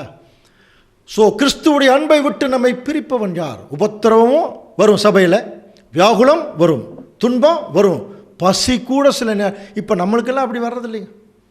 பல ஒரு காலத்தில் ரொம்ப கஷ்டப்பட்டாங்க நம்முடைய மூத்த சகோதரர்கள் எல்லாரும். சாப்பாட்டுக்கு வழி இல்லாமல், ட்ரெஸ்ஸு சரியாக போடாமல் இல்லையா? நிறைய ஜட்ஜ்மெண்ட் அவங்களுக்கு கிடைச்சது. அப்படியெல்லாம் இருந்தாங்க. ஆனால் என்ன சொல்கிறாங்க? கிறிஸ்துவுடைய அன்பை விட்டு நம்மை பிரிப்பவன் யார்? கவனிச்சு பாருங்கள். அப்பா அம்மா, குழந்தைகள், அப்பா அம்மா அடிக்கிறாங்க, திட்டுறாங்க. 10 நிமிஷத்தில் அந்த குழந்தை தன்னுடைய அப்பா அம்மாவை தேடி வந்துடுது.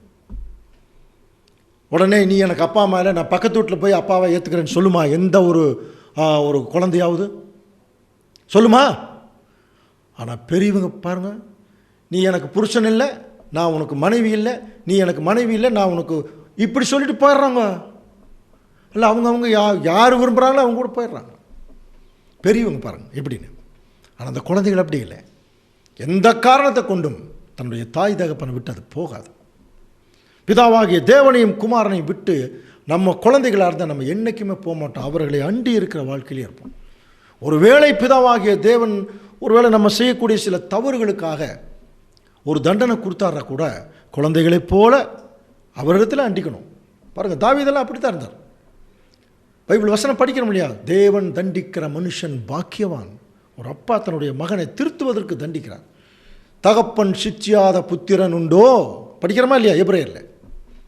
அப்போ அன்புக்குரிய சகோதர சகோதரர்களே, நாம் குழந்தைகளைப் போல மாறாவிட்டால், இப்படிப்பட்ட கேரக்டருக்குள்ளே வரணும்னா நம்ம இப்போ இருக்கிற நிலைமையிலிருந்து மனம் திரும்பணுமா? நம்ம நிறைய விஷயத்தில் வளர்ந்துட்டோம்னு நினச்சிட்டு இருக்கிறோம். நம்ம நிறைய விஷயத்தில் வளரல. நல்லா புரிஞ்சுக்கலாம். வளர வேண்டிய விஷயம் ஒன்று இருக்குது, விட வேண்டிய விஷயம் ஒன்று இருக்குது. அது எல்லாமே நமக்கு நல்லா தெரியும். ஏன் தெரியுமா? நம்மளை சும்மா சாதாரணமான அழைப்புக்குள்ளே தேவன் கூப்பிடல. நம்மிடத்தில் அன்பு கூர்ந்து தமது இரத்தத்தினாலே நம்மை பாவங்களற நம்மை கழுவி நம்முடைய பிதாவாகிய தேவனுக்கு முன்பாக நம்மை ராஜாக்களும் ஆசாரியர்களும் ஆக்கியிருக்காருங்க பிதாவாகிய தேவன். இந்த அப்போ நமக்கு அந்த ராஜாக்கள்ங்கிற வார்த்தை இருக்கு இல்லையா? இப்போ இயேசு கிறிஸ்து என்னவா இருக்காருன்னா, வெளிப்படுத்தல் 1:5 வாசிக்கலாம். உண்மையுள்ள சாட்சியும் மரித்தோரிலிருந்து முதற் பிறந்தவரும் பூமியின் ராஜாக்களுக்கு அதிபதியும். அப்படின்னு இந்த ராஜாக்களுக்கு ஒரு அதிபதி இருக்காரா, ராஜாதி ராஜா கிறிஸ்து. அப்போ நம்ம இந்த பூமியில் அதிபதி கிடையாது, ராஜாக்களாக அழைக்கப்பட்டிருக்கோம். ஆனால் இன்னைக்கும் நமக்கு ஆண்டவர் இயேசு கிறிஸ்து ஒரு அதிபதியாக இருக்கார். அதிபதினா தெரியும் இல்லையா? அவர் சொல்கிறது தான் கேட்கணும் இல்லையா? அப்போ அவர் சகோதரர்கள் மூலமாகவோ சில காரியங்களை நமக்கு ஒரு ஆலோசனையாக சொல்லும்போது அந்த ஆலோசனையை உடனே கேட்டு நடக்கணும். இந்த ஆலோசனையை நான் கேட்டு நடக்க மாட்டேன், இது நான் செய்ய மாட்டேன்னு ஒரு வேளை நம்ம சொல்லிட்டோம்னா தேவனை அல்லது கிறிஸ்துவை நம்ம ராஜாவாக நம்ம ஏற்றுக்கொள்ளவில்லை என்று அர்த்தம். சரியா? அப்போ கிறிஸ்துவை ராஜாவாக ஏற்றுக்கொண்டாலே அவர் ஒரு தாய் மாதிரி தான். என்றைக்குமே தாய் தன்னுடைய பிள்ளைகளுக்கு ஒரு நன்மை தானே செய்யும், தகப்பன் தன்னுடைய பிள்ளைகளுக்கு நன்மை தானே செய்வார். அந்த அடிப்படையில் தான் இப்போ நம்ம என்ன செய்யணும், தேவனுடைய பிள்ளைகள் குழந்தைகளைப் போல மாறணும். இப்போ கேள்வி மறுபடியும் வரலாம். இப்போது ஆண்டவர் இயேசு கிறிஸ்து குழந்தையாக மாறுங்கிறாரு. அதே ஆண்டவர் இயேசு கிறிஸ்து பவுலுக்கு சொல்லிக் கொடுத்த விதத்தில் பவுல் என்ன சொல்கிறார், நீங்கள் குழந்தையாக இருக்க வேண்டாம், நீங்கள் என்ன பண்ணுங்க, அன்புடன் சத்தியத்தை கொண்டு நல்லா வளருங்க. இப்போ நம்ம கேள்வி, குழந்தையாக இருக்கலாமா அல்லது வளரலாமா? சரியா? இந்த கேள்விக்கு அப்போஸ்தலனாகிய பவுலே விடை சொல்கிறார். பாருங்கள், வாசிக்கலாம். 1 கொரிந்தியர் 14:20 வாசிக்கலாம். சகோதரரே, நீங்கள் புத்தியிலே குழந்தைகளாய் இராதீங்கள். கவனிக்க, ரொம்ப முக்கியமான வசனம். சகோதரரே, நீங்கள் குழந்தையாக இருக்கலாமா வளரலாமான்னு ஒரு கேள்வி கேட்டால், சகோதரரே நீங்கள் புத்தியிலே குழந்தைகளாக இருக்காதீங்கிறார். புரியுதுல? அப்படின்னு என்ன அர்த்தம்? புத்தியில் நல்லா வளருங்க, துர்க்குணத்தில் குழந்தைகளாயும் புத்தியிலோ தேறினவர்களாயும் இருங்கள். அப்போ துர்க்குணத்தில் குழந்தைகளாக இருக்கணுமா? இது எப்படி நம்ம தவறாக புரிஞ்சுக்கூடாதுன்னா, அப்போ குழந்தைகளுக்கு துர்க்குணம் இருக்கா? குழந்தைகளுக்கு இருக்கா? குழந்தைகளுக்கு துர்க்குணமே கிடையாது. அப்படின்னு என்ன சொல்கிறார்? துர்க்குணத்திலே குழந்தைகளாக இருங்க அப்படின்னு என்ன அர்த்தம்? துர்க்குணம் இல்லாமல் இருங்கன்னு அர்த்தம். ஏன்னா குழந்தைகளுக்கு அந்த துர்க்குணம்ங்கிறது இருக்காது. அப்போ தேவனுடைய பிள்ளைகள் எதில் குழந்தைகளாக இருக்கணும், எதில் வளரணும்? தவறான குணலட்சணத்தில் குழந்தைகளாக இருக்கணும் அப்படின்னு என்ன அர்த்தம்? அந்த குணலட்சணமே இருக்கக்கூடாது. ஆனால் புத்தி, ஞானம், தேவனுடைய அறிவு இதில் எப்படி இருக்கணுமா? நல்லா வளர்ந்துருக்கணும். அன்புக்குரிய சகோதர சகோதரி, அப்படி வளர்ந்தவர்கள், வளருவதற்கு தயாராக இருக்கிறவர்கள் என்ன செய்வாங்க? இங்கேயே பரலோக ராஜ்யத்தை அனுபவித்தவர்களாக தங்களுடைய வாழ்க்கையை முடிச்சிருவாங்க. எப்படி? பரலோக ராஜ்யத்தில் போய் எப்படியெல்லாம் இருக்க போகிறார்களோ அதே மாதிரி இங்கேயும் வாழுவார்கள். அப்போ பரலோக ராஜ்யத்தில் என்ன மாதிரி ஒரு சீன் இருக்கும் அப்படின்னு கொஞ்சம் கவனிச்சின்னா, அதுக்கு சில வசனங்கள் நமக்கு துணை போகும். வாசிக்கலாம் பாருங்கள். பிலிப்பியர் எழுதின நிருபம் 2வது அதிகாரம். அதில் ஒரு சபை எப்படி இருக்கணும் அப்படிங்கிறத பற்றி பாருங்கள் சொல்கிறார். வாசிக்கலாம். பிலிப்பியர் 2ஆம் அதிகாரம் 1 வாசிக்கலாம். ஆதலால் கிறிஸ்துவுக்குள் யாதொரு ஆறுதலும். பாருங்கள், பரலோக ராஜ்யம் இப்படி தான் இருக்குமா? கிறிஸ்துவுக்குள் யாதொரு ஆறுதல், அன்பினாலே யாதொரு தேறுதலும், அன்பினாலே யாதொரு தேறுதல், ஆவியின் யாதொரு ஐக்கியமும், ஆவியினுடைய ஐக்கியம், யாதொரு உருக்கமான பட்சமும், யாதொரு உருக்கமான பட்சங்களும் இரக்கமும் உண்டானால். எப்படி அந்த வார்த்தை பாருங்க. அன்பு, ஆறுதல், தேறுதல், ஐக்கியம், உருக்கம், பட்சம். உருகிறணுமா? சகோதர சகோதரிகள் கூட சரண்டர் ஆகிடணும். ஒரு சபைன்னா அப்படி தாங்க இருக்கணும். எந்த வகையில் எங்கள் சலசலப்பு, கலகம், தவறான குணலட்சணம், எரிச்சல், புகைச்சல், நமச்சல் எதுவுமே இருக்கக்கூடாது. அன்பு மட்டும்தான் அங்கே ஆளணும் தேவனுடைய பிள்ளைகளை. அதுக்குள்ள இரக்கம், உருக்கம் இல்லையா, தாழ்மை. அடுத்த வசனம் பாருங்க. நீங்கள் ஏக சிந்தையும் ஏக அன்புள்ளவர்களுமாய் இருந்து இசைந்த ஆத்துமாக்களாய் ஒன்றையே சிந்தித்து பாருங்க. இசைந்த ஆத்துமாக்களாய் ஒன்றையே சிந்தித்து. இப்போ நீங்கள் ஒரு 4 குழந்தைங்க சேர்ந்து ஒரு விளையாட்டு விளையாடுறத நீங்கள் பாருங்கள். எவ்வளோ கோஆர்டினேஷனோடு அந்த விளையாட்டு அது விளையாட தெரியுமா? இசைந்த ஆத்துமாக்களாய் ஒரு வீடு கட்டுற மாதிரி ஒரு குழந்தை விளையாடுறதுன்னு வச்சுங்க. ஒரு குழந்தை ஒரு செங்கல் எடுத்து வச்சா இன்னொரு குழந்தை அந்த செங்கல் கொண்டு வந்து கொடுக்கும், அதை எடுத்து வைக்கும். அந்த மாதிரி இசைந்த ஆத்துமாக்களாய். அடுத்தது இசைந்த ஆத்துமாக்களாய் ஒன்றையே சிந்தித்து. அப்போ ஏதோ ஒன்றை மட்டும்தான் நீங்கள் திங்க் பண்ணுங்கிறார். ஒன்றையே சிந்தித்து என் சந்தோஷத்தை நிறைவாக்குங்கள். அப்போது இப்போ பாருங்கள், இந்த 1,44,000 பேர் இப்போ பரலோக ராஜ்யத்தில் போய் உட்கார்ந்துட்டாங்கன்னா அவங்க என்ன சிந்திப்பாங்க? அவங்க அங்கே என்ன சிந்திப்பாங்களோ அதை தான் இங்கே சிந்திக்கணும். என்ன சிந்திப்பாங்க? தேவனை பார்ப்பாங்க. அப்பாவுடைய அன்பான முகம், அவர் அவருடைய அன்பு, அவருடைய தாழ்மை புகழ்ந்துட்டே இருப்பாங்க. அப்படியே இயேசு கிறிஸ்துவை பார்ப்பாங்க. கிறிஸ்து அப்பா மாதிரியே இருக்கார். அவர் காட்டின அன்பு, அவர் நம்ம சபைக்காக காட்டின பராமரிப்பு புகழ்ந்து தள்ளிட்டு இருப்பாங்க. அப்படியே சகோதரர்களை பார்ப்பாங்க. உங்களை மாதிரி ஒரு கேரக்டராக கூட நான் இல்லை, ஆனால் தேவன் உங்களை கேரக்டராக படைச்சிருக்காருப்பா. ஒவ்வொருவரையும் அவர்கள் பாராட்டி சீராட்டி உருகி எவ்வளோ சந்தோஷம், எவ்வளோ சந்தோஷமான. இதெல்லாம் பூமியிலேயே எத்தனை ஃபேமிலியை அனுபவிக்கிறாங்க தெரியுங்களா? பைபிளெல்லாம் படிக்கலைங்க, நீங்கள் பாருங்கள். மற்ற ரிலீஜனில் எத்தனையோ ஃபேமிலியில் கூட்டு குடும்பமாக இருக்கிறாங்க, 20 பேர் ஒன்றா இருக்கிறாங்க, சந்தோஷமாக சமையல் பண்ணுறாங்க, சந்தோஷமாக சாப்பிட்றாங்க, சந்தோஷமாக இருக்காங்க. எந்த விதமான ஈவில் மோட்டிவ்ஸ் இல்லை உலக பிரகாரமாக. ஆனால் பாருங்கள், நம்ம ஒரு சபையாக இருந்துட்டு கொஞ்ச நாள் ஒழுங்காக இருக்க முடிய மாட்டேங்குதே. காரணம் என்ன? அதுக்குள்ளே ஏதாவது ஒரு சின்ன சின்ன சலசலப்புகள். காரணம் என்ன? நம்முடைய எண்ணக்கு நம்முடைய சொந்த மூளை, நம்முடைய சொந்த இன்டென்ஷனை சபையில் கொண்டு வந்து விடுறோமோ அன்னைக்கு பிரச்சனை ஸ்டார்ட் ஆகும். அப்போ நம்ம என்ன ஆகிட்டோம்? துர்க்குணத்தில் வளர்ந்து கொண்டிருக்கிறோம் என்று அர்த்தம். புத்தியில் வளரல. அப்போ தேவனுடைய பிள்ளைகள் இதை சொல்கிறா பாருங்க, நீங்கள் ஒன்றையும் வாதினாலாவது வீண் பெருமையினாலாவது செய்யாமல் பாருங்க, மனத்தாழ்மையினாலே ஒருவரை ஒருவர் தங்களிலும் மேன்மையாளர்களால் எண்ணக்கிறவர்கள். என்னைக்காவது சிந்திச்சிருக்கிறோமா? இப்போ நான் என்ன நினைக்கணும், எனக்கு தேவன் ஒரு பேசுறதுக்கு ஒரு வாய்ப்பு கொடுத்துருக்காரு. நிறைய சகோதரர்களை கேட்டுக்கொண்டிருக்கிற சகோதரர்கள் என்னை விட ஏதாவது ஒரு வகையில் பெட்டரானவங்க. நான் கூட சில நேரத்தில் கீழ்ப்படிய மாட்டேன். இதை கேட்டுக்கொண்டிருக்கிற சகோதரர்கள் நிறைய பேர் கீழ்ப்படிவாங்க, அவங்க நல்ல மேலே வருவாங்க என்று நான் தாழ்மையாக இருக்கணும். அதைத்தான் ஒருவரை ஒருவர் தங்களிலும் மேன்மை உள்ளவர்களாக. இங்கே என்ன பிரச்சனை ஓடிட்டுருக்குன்னா, சில நேரங்களில் இப்போ நம்ம ஒருலாம் ஒன்றா சேர்ற சபை, நாம் தாங்க உண்மையான திருச்சபை, மற்றவங்கெல்லாம் திருச்சபையே இல்லை, எங்களுக்கு தான் எல்லாம் தெரியும், நாங்கள் வால்யூஸ் படிச்சிட்டோம், ரீப்ரின்ஸ் படிச்சிட்டோம், எல்லாம் படிச்சிட்டோம், எங்களுக்கு தான் அத்தனையும் தெரியும், மற்றவங்களுக்கெல்லாம் எதுவுமே தெரியாது. அப்படி தான் இன்றைக்கி நம்ம நினைக்கக்கூடிய காலப்பகுதியில் இருக்கிறோம். அப்படி அல்ல. அப்படி யார் யார் நினைக்கிறார்களோ அப்படி நினைக்கிறவர்கள் சத்தியமெல்லாம் தேவன் விரும்புகிற மாதிரி பேச முடியாது. தங்களை தாழ்த்தக்கூடியவர்களுக்கு தாங்க தேவன் தன்னுடைய ரகசியத்தை கொடுக்குறார். அன்புக்குரிய சகோதர சகோதரி, அப்போ நல்லா கவனிக்கணும். அதுதான் குழந்தைத்தனமான விஷயம். தங்களை தாழ்த்தணும், தங்களிலும் மேன்மை உள்ளவர்களாக மற்றவங்க நினைக்கணும். அடுத்தது, அவனவன் தனக்கானவைகளை அல்ல, அப்புறம் பிறனுக்கானவைகளையே நோக்குவானாக. அந்த வசனம் எப்படி தெரியுங்களா முடிக்கிறார்? கிறிஸ்து இயேசுவில் இருந்த சிந்தையே உங்களிலும் இருக்க கடவுது.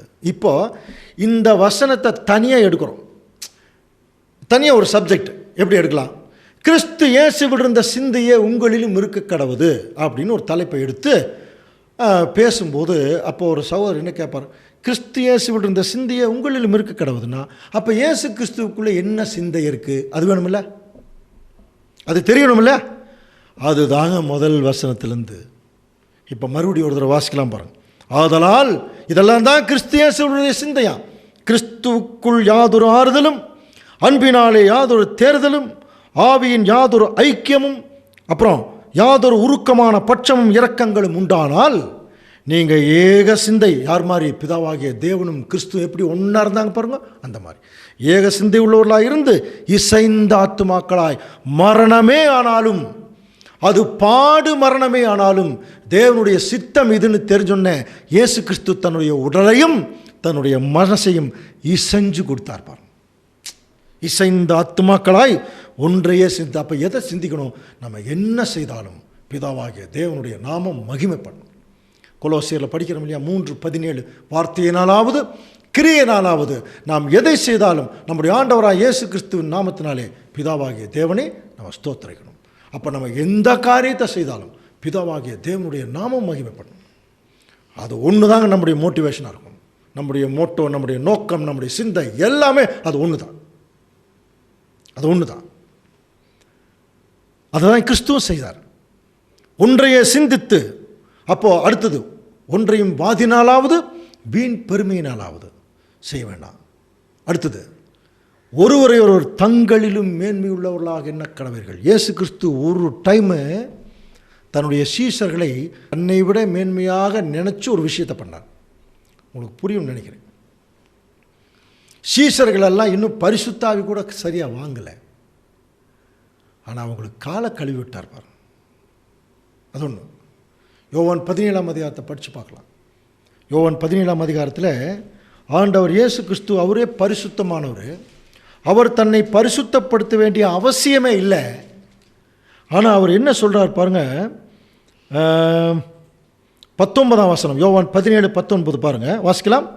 அவர்களும் சத்தியத்தினாலே பரிசுத்தமாக்கப்பட்டவர்களாகும்படி அவர்களுக்காக நான் என்னைத்தானே நான் என்னைத்தானே பரிசுத்தமாக்குறேன். இவர் தன்னை பரிசுத்தப்படுத்த வேண்டிய அவசியம் இல்லை. அவர் என்ன நினைக்கிறாருன்னா, அவருடைய சபை சரீரம் அசுத்தமாக இருக்கு, அதனால நானும் அசுத்தமாக இருக்கேன் சொல்றார் பாருங்க. என்னைத்தானே நான் பரிசுத்தமாக்கிறேன். எந்த அளவுக்கு கிறிஸ்து தன்னை தாழ்த்தி இருக்கார், தன்னிலும் மேன்மை உள்ளவர்களா தன்னுடைய பிள்ளைகளை நினைக்கிறார். இதுதாங்க இயேசு கிறிஸ்து இருந்த சிந்தை. இந்த சிந்தை ஆண்டவர் ஒரு விஷயத்தை சொல்கிறாருன்னா அதை அவர் முதல் செய்கிறாருன்னு அர்த்தம். மனம் திரும்பி குழந்தைகளைப் போல மாறாவிட்டால் நீங்கள் ராஜ்யத்தில், அப்போ ராஜ்யத்தில் ராஜாதி ராஜா முதல் குழந்தை ஆண்டவர் பிதாவாகிய தேவனுக்கு. இன்னைக்கு வரைக்கும் ஒரு குழந்தை தான். அப்பாவுக்கு முற்றிலும் கீழ்ப்படியக்கூடிய குழந்தையாக இருக்கார். அவரை தலையாக கொண்ட அவர் ஒரு சபை கூட துர்க்குணத்தில் வளராமல், துர்க்குணத்தில் குழந்தைகளாக தான் இருக்கணும், புத்தியில் நல்லா வளர்ந்தவர்களாக இருக்கும்போது, புரியுதுங்களா, அந்த குழந்தைகளை தான் இப்போ ஆண்டவர் அந்த மாறி இருக்கிற கேரக்டர் தான் முன்னணிக்கிறார். இந்த குழந்தைகளைப் போல நீ மாறாவிட்டால் தேவனுடைய ராஜ்யத்தில் பிரவேசிக்க முடியாது. ஆகவே அன்புக்குரிய சகோதர சகோதரி, நம்ம எல்லாரும் வயசாயிடுச்சு, எல்லாம் வளர்ந்துட்டோம். ஆனால் குழந்தைகளைப் போல மாறி இருக்கிறோமா இல்லையாங்கிறது ஒரு தடவை கிராஸ் செக் பண்ணுவோம். மாறிட்டோம்னா கொஞ்ச நாள் இங்கேயே விளையாடலாம், பரலோக ராஜ்யத்தை அனுபவிக்கலாம். அங்கே எப்படி இருக்க போகிறோமோ அதே மாதிரி இங்கே நம்மளுடைய சபையில், நம்ம வீடுகளில், நம்மளோட சுற்றத்தார் மத்தியில் நம்ம அதே பிஹேவியரில் தான் இருப்போம். அதே சாந்த குணம், அதே சகிப்புத்தன்மை, அதே அந்த என்ன பரலோகத்தில் அப்படி தான் இருப்போம். அதை இங்கே விளையாடணும், கரெக்டாக இங்கே விளையாண்டா அங்கே கரெக்டாக போய் அதை செய்தலாம். ஸோ அந்த ப்ராக்டிஸை நம்ம கொண்டு வரக்காக தான் நம்முடைய மூத்த சகோதரர் அருமையான ஒரு தலைப்பு வச்சார், playing kingdom. Let us play the kingdom, enjoy the kingdom. அவ்வளோதான், சரிங்களா? அன்புக்குரிய சகோதர சகோதரர்களே, வரக்கூடிய நாட்கள் கொஞ்ச நாள் தான் இருக்குது. அந்த கொஞ்ச நாளில் இந்த பூமியில் பரலோகத்தில் எப்படி இருக்க போகிறோமோ அதே மாதிரி பூலோகத்தில் கொஞ்ச நாள் வாழலாம், தேவனோடு சேரலாம். தேவன் தாமே இந்த வசனங்களை நமக்கு ஆசீர்வாதமாக்கி தருவாராக. ஆமென்.